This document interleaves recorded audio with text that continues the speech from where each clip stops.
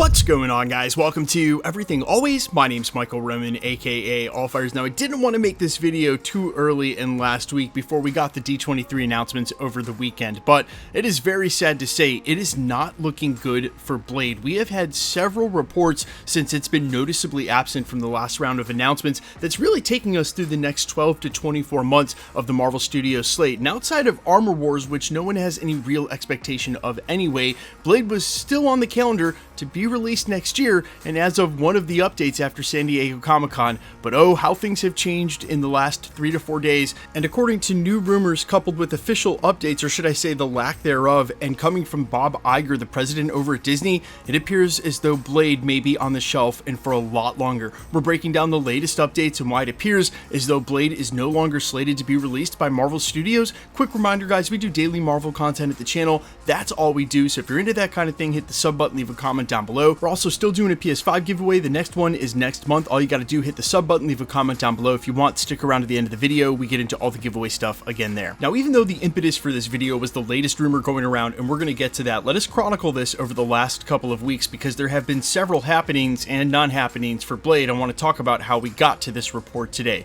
It starts with San Diego ComicCon, where the presentation comes and goes. They talk about every other film in 2025, then talk about the 2 Avengers films, and don't mention Blade. But to be fair, there were other titles like Armor Wars that weren't mentioned at the presentation either, and we suspected more dates to be filled in around Avengers 5 and Avengers 6, so we really took that to mean it was just delayed. Plus, we had had so many quotes from Kevin Feige over the last month or so during the Deadpool and Wolverine press junket, talking about Blade specifically, what they wanted to do with the project, and confirming it would be rated R. It seemed kind of silly to just assume it was canceled because it wasn't part of the presentation. Then we also got the report that Eric Pearson, the in-house Marvel Studios script finisher, was on the job as the official 6th writer, which meant the script might be done soon, and they still may be able to make an announcement at D23, which just came and went, no sign of Blade. But in the days that followed San Diego Comic-Con, they actually updated their official release schedule via Variety, and on it was Blade still slotted for the same place in November of 2025, so we took this to mean they might actually start filming on it this year,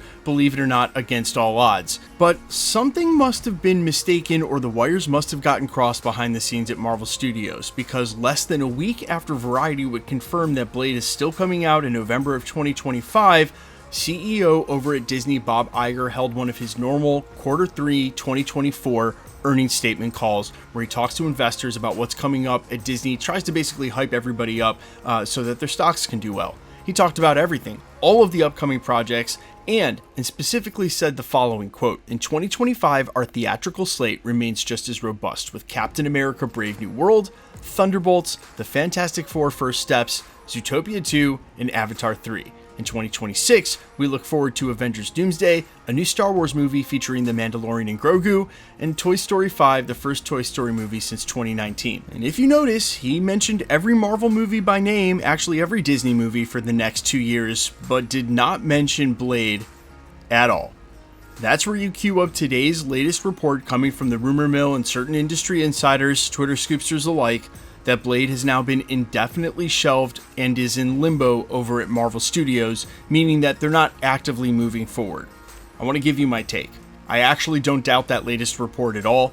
Sometimes it is really hard to get things right, and the longer you work on something, especially with art, you can go past the point of no return where you need to get a fresh look at it, you need to take a break. They obviously have been trying. Literally, Eric Pearson would have been the 6th writer on the project. They've obviously been trying to get this film done. But my thoughts here are this. What we've already seen with Werewolf by Night and the rumors of a Midnight Suns team up in the future really have to do with the supernatural side of the MCU, and where we expected in Ironheart, and still sort of do, that they're going to introduce Mephisto, possibly played by Sacha Baron Cohen, there is a different storyline that's included with Doom where technology meets sorcery.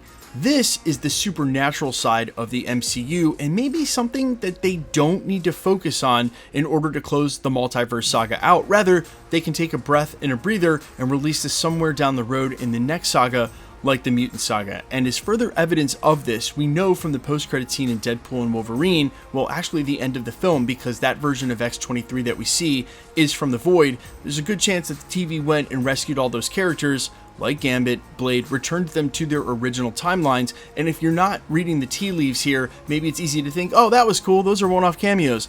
I highly doubt that. I think Marvel Studios is taking the time and real estate to introduce characters like Gambit, like Blade, one by one, so when we do get to that crazy scene in Avengers Secret Wars, which I still kind of call Portals 2, but we hope that they'll go in a different direction, we'll have versions of the characters we have seen in the films before.